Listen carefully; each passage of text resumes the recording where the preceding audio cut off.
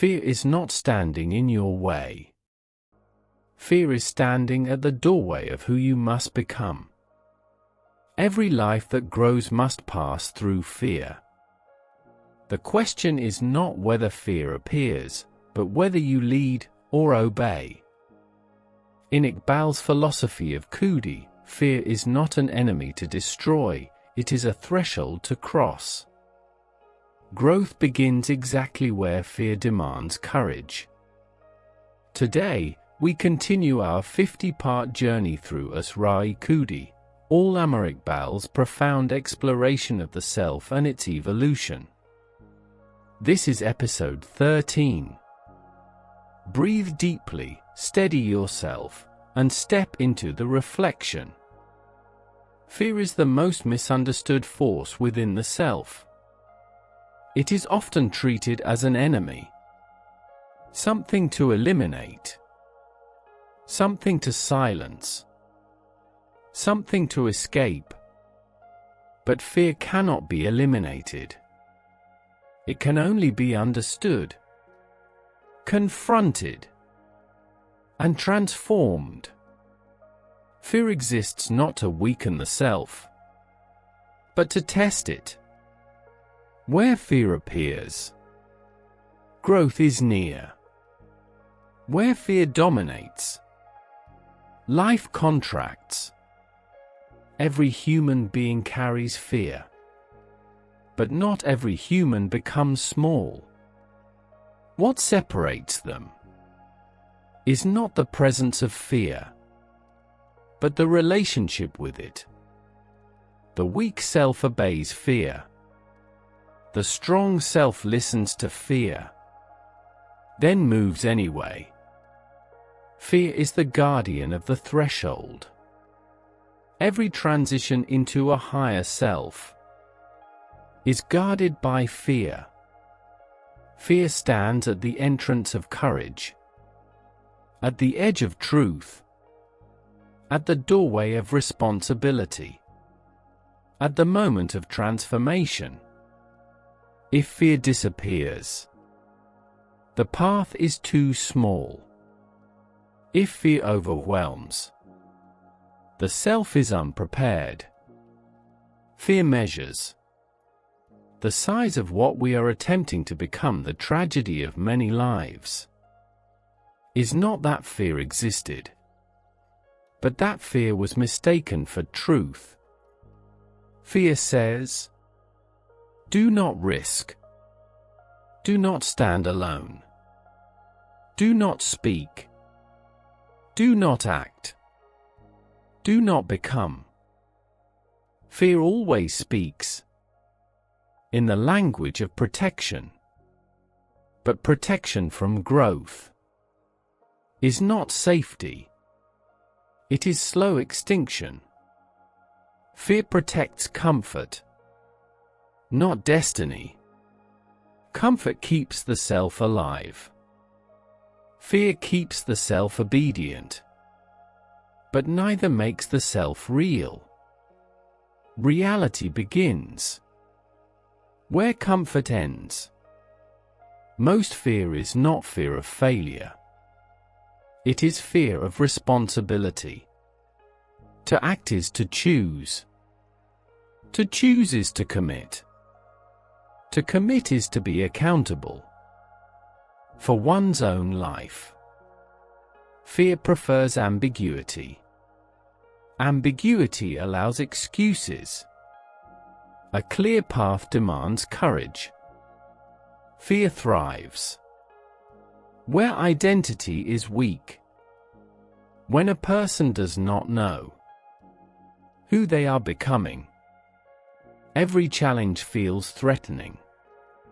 But when the self has direction, fear loses authority. Fear cannot stop a self that knows its destination. The self is not destroyed by fear. It is destroyed by obedience to fear. Every time the self retreats, when it should advance, a piece of identity dissolves. Every time the self advances. Despite fear, identity solidifies. Courage is not the absence of fear. Courage is loyalty to purpose. In the presence of fear, fear distorts perception. It magnifies consequences. It shrinks capability. It converts possibility into catastrophe. Fear whispers worst-case futures until the present moment feels unbearable. This is how fear paralyzes lives. Before they begin, there are two forms of fear.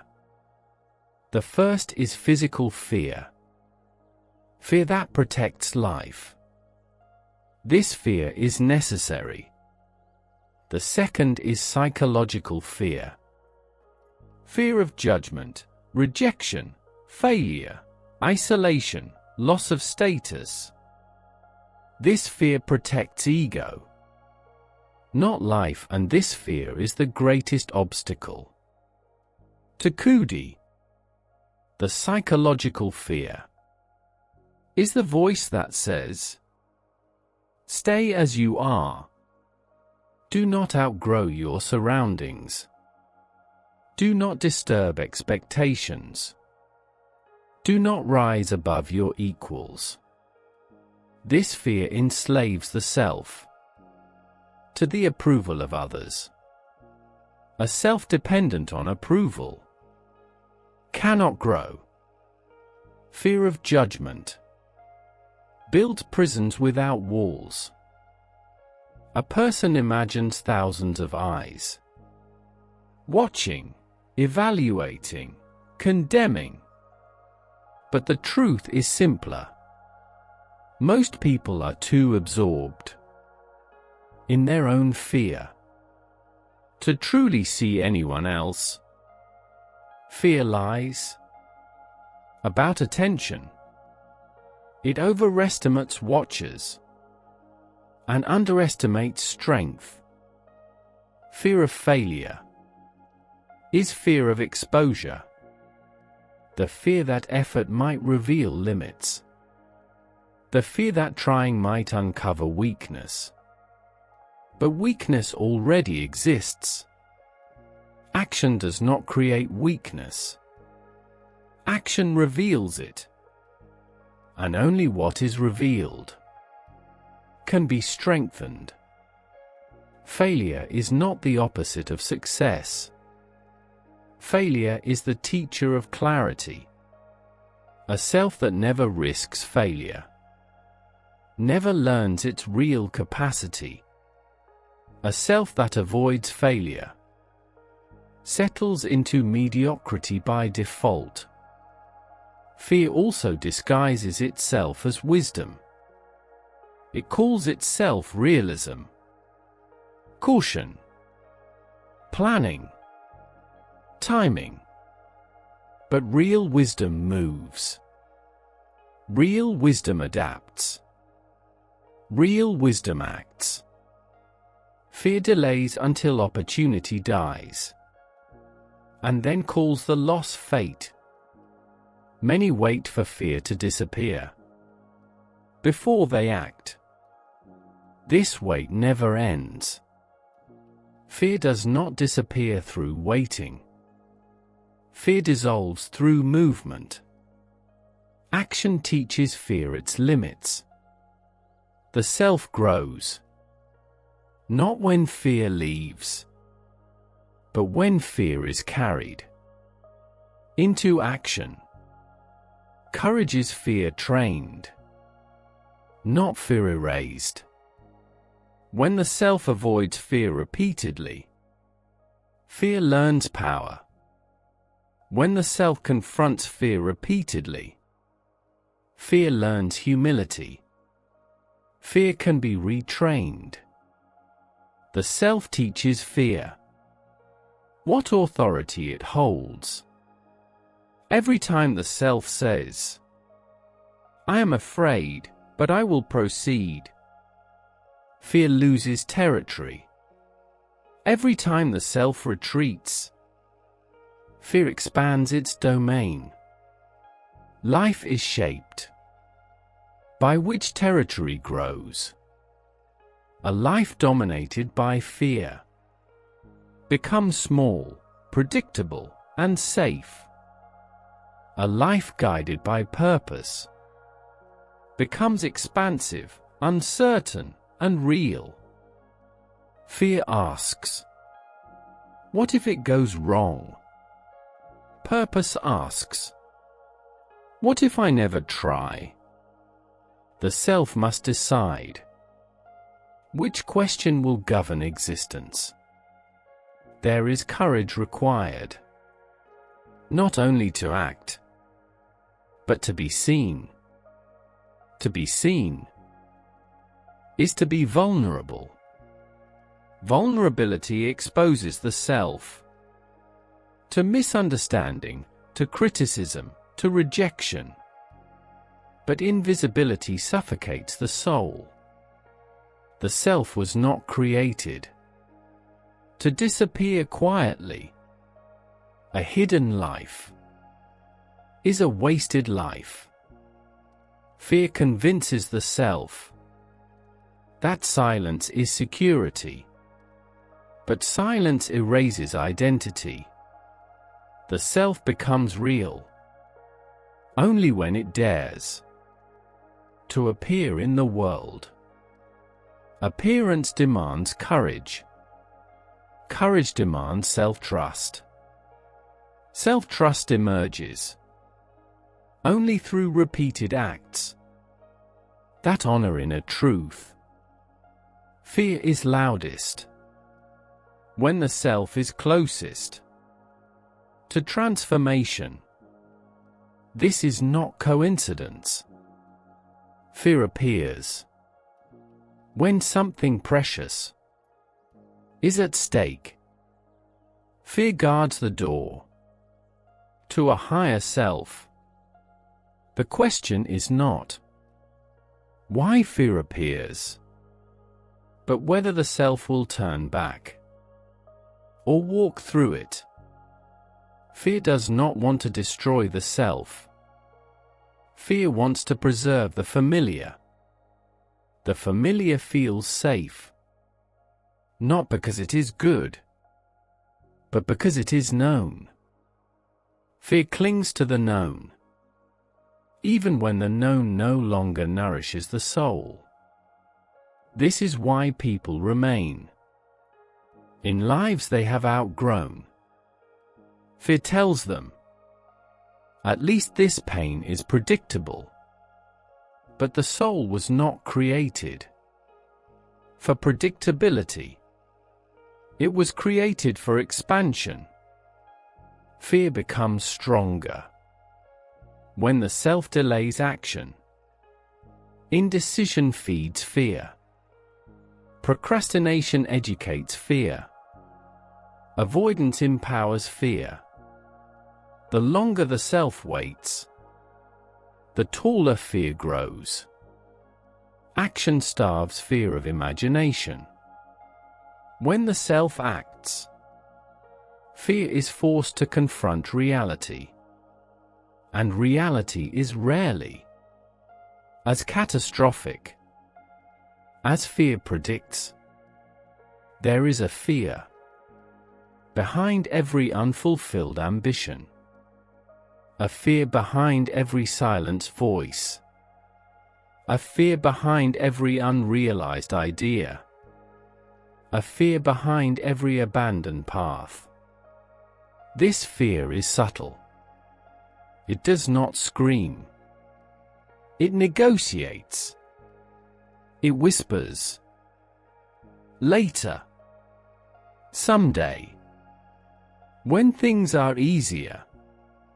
But later is fear's favorite graveyard. Nothing grows there. Fear also thrives in comparison. When the self measures itself against others, fear gains references. Look how far they are. Look how much they know. Look how confident they appear. Fear uses comparison to freeze movement. But comparison is illusion. Every path unfolds differently. Every self ripens at its own pace. No one begins where another stands. The self must learn to walk without permission. Fear of judgment often hides fear of standing alone. To choose one's path is to separate. Separation feels terrifying to a self addicted to belonging. But belonging that demands self-erasure is captivity. True belonging begins with authenticity, and authenticity demands courage. Fear can imitate humility. It says, "Who am I? I'm not ready. I lack the right background. Others are more qualified." But humility does not prevent action. Humility deepens effort. False humility uses smallness as shelter. True humility moves forward while remaining open to learning. The self must recognize when fear borrows the language of virtue, when fear pretends to be prudence, when avoidance pretends to be patience, when retreat pretends to be wisdom. Discerning fear is a necessary skill of growth.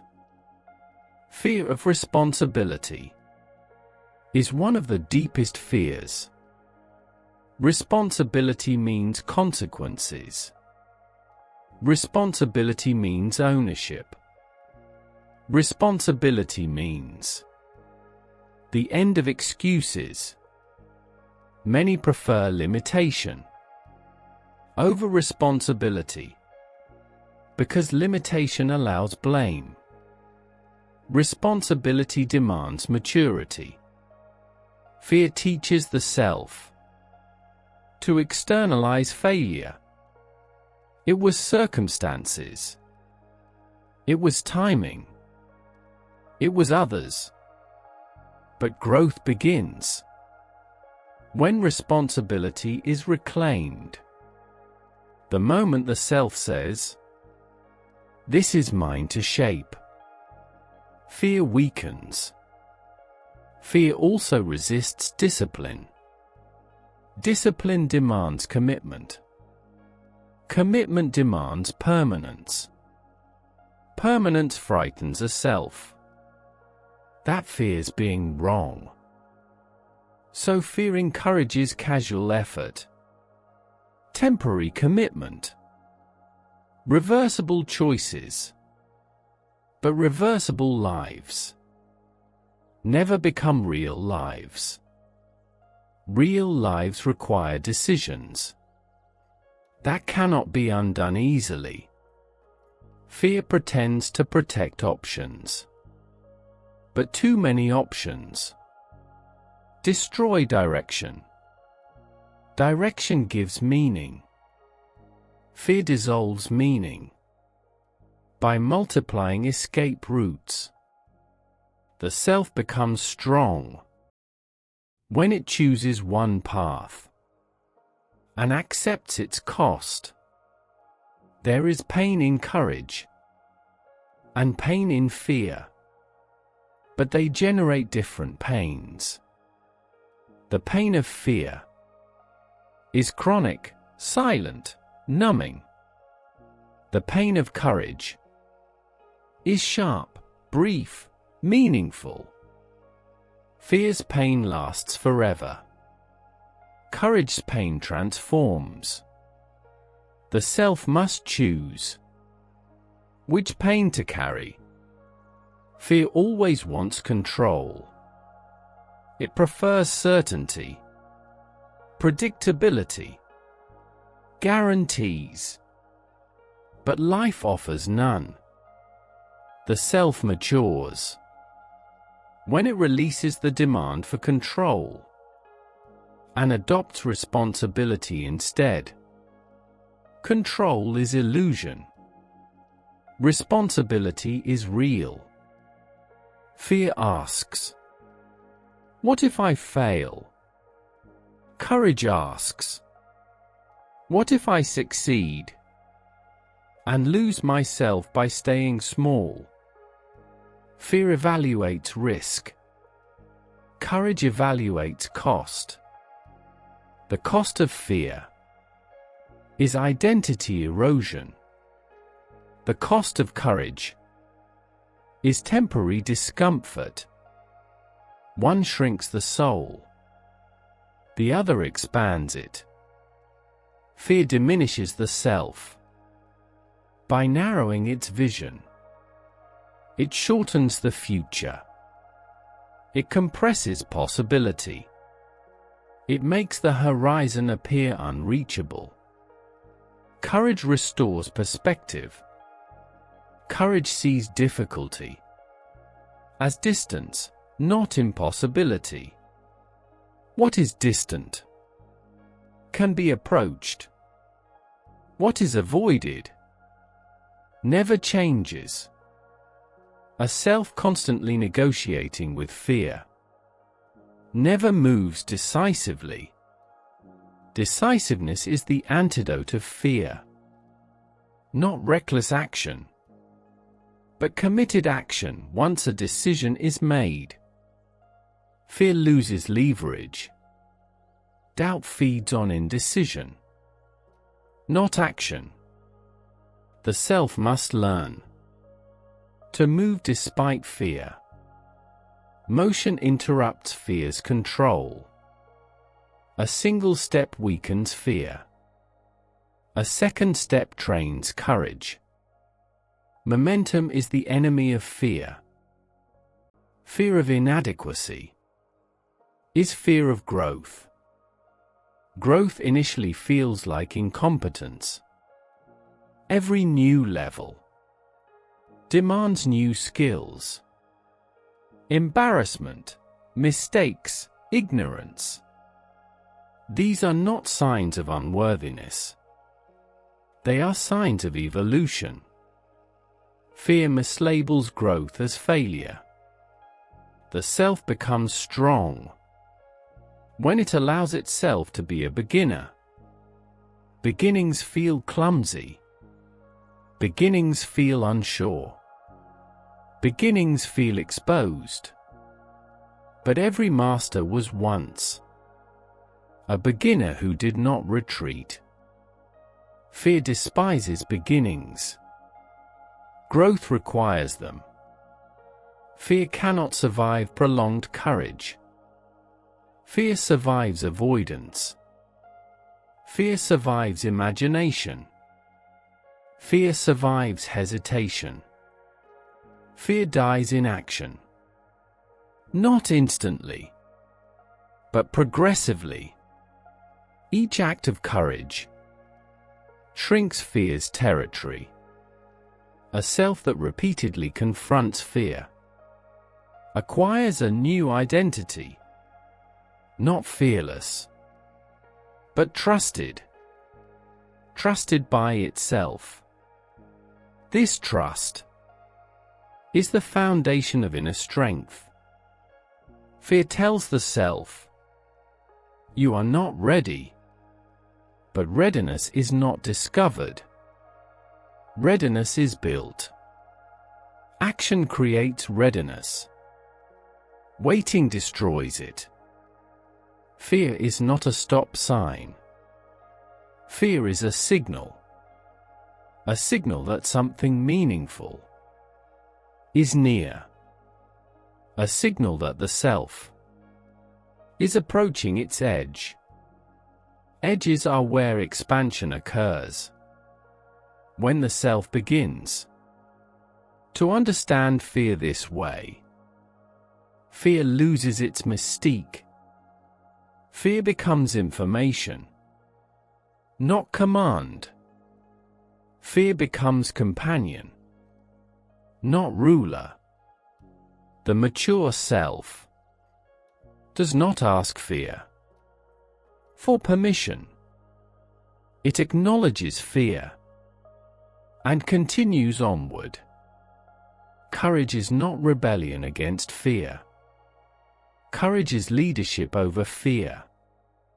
The self that leads fear becomes capable of leadership elsewhere. Fear trained internally cannot dominate externally. The disciplined self is never truly afraid of the world. It fears only one thing: a life unlived. There comes a moment when the self realizes that fear has been shaping its life for longer than it should have. This realization is painful, but it is also liberating, because awareness breaks obedience. Fear thrives in unconsciousness. It rules when it is not questioned. It dominates when it is not examined. It commands when it is mistaken for wisdom. But once fear is seen clearly, it loses authority. The self does not need to conquer fear. Conquest implies destruction. Fear cannot be destroyed, because it is part of being alive. Fear must be transformed. Transformation turns fear from a force that restrains into a force that sharpens. Fear sharpens awareness. It heightens attention. It demands precision. Used properly, fear becomes an ally. It keeps the self alert without keeping it imprisoned. The difference between fear that paralyzes and fear that sharpens is leadership. Who is leading? The fear or the self? The self that understands fear uses it as a measure. If fear appears, the self asks not, "How do I escape?" but, "What is being asked of my courage here?" Fear points toward thresholds. Every threshold demands courage. To step across a threshold is to accept uncertainty. Uncertainty frightens the undisciplined self. But the disciplined self understands that certainty is the enemy of growth. Nothing truly meaningful arrives with guarantees. Guarantees belong to comfort, not to creation. Creation demands risk. Fear appears when creation is near. The self grows when it chooses meaning over security. Security preserves the body. Meaning animates the soul. A secure life may prolong existence. A meaningful life deepens it. Many confuse safety with life. But safety is a condition. Life is an experience, a life is encountered only when the self moves beyond what it can predict. Fear appears precisely at that boundary. Fear remembers pain. It anticipates loss. It revisits past wounds to prevent future ones. This is why fear feels persuasive, but fear has a limited imagination. It remembers suffering, but forgets strength. It remembers failure, but forgets resilience. The self must remind fear of what it has already survived.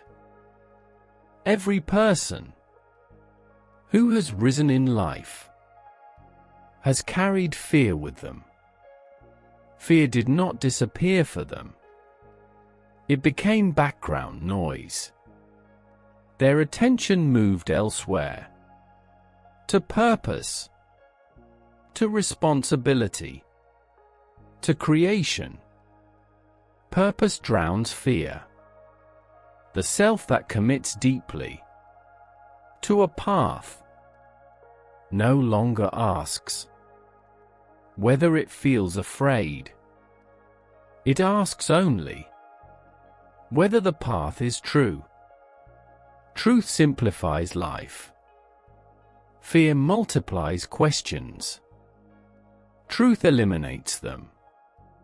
When the self is aligned with truth, fear becomes irrelevant. Not gone, but unable to dominate. Fear loses power when it is no longer consulted as advisor or authority. There is an important difference between fear and caution. Caution informs movement. Fear stops movement.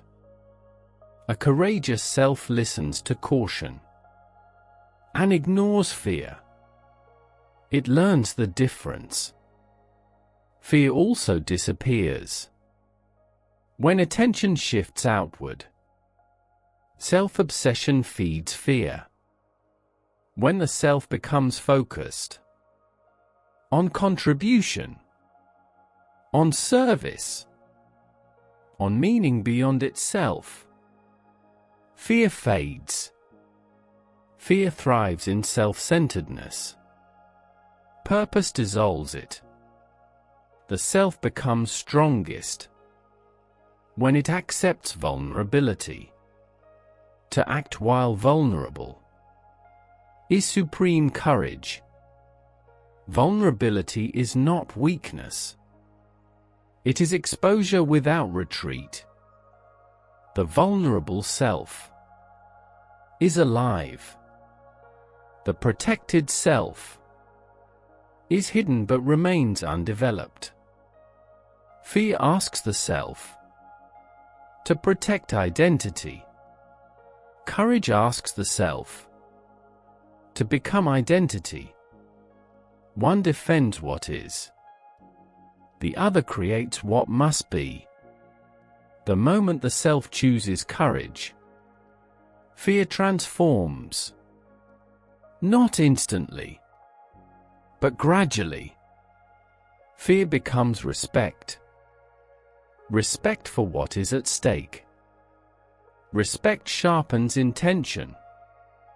Intention directs action. Action births becoming. The self learns that fear never had the final word. Fear was always a challenge, not a verdict. A question, not an answer. A test, not a sentence. Fear does not ask the self to retreat. Fear asks the self to either rise or remain unfinished. This choice defines existence. Most lives end not from external limitation, but from internal surrender. The tragedy of fear is not its presence, but its obedience. The victory of courage is not fearlessness, but faithfulness to truth. When the self chooses truth over safety, something powerful happens. Identity stabilizes. Direction clarifies. Strength consolidates. Fear loses leverage. When the self becomes whole, life does not require the self to be fearless. Life requires the self to be faithful. Faithful to its highest calling. Faithful to its deepest values. Faithful to what it knows is right, even when fear protests. This faithfulness is the essence of Khudi. The self is not measured by how safe it remained, but by how fully it dared to become. At the end of life, fear does not matter. Only one question remains. Did I live as who I truly was? Or did I live as fear demanded? This question defines destiny. The self that answers honestly and chooses courage steps beyond fear, not into safety, but into meaning. And meaning is stronger than fear has ever been.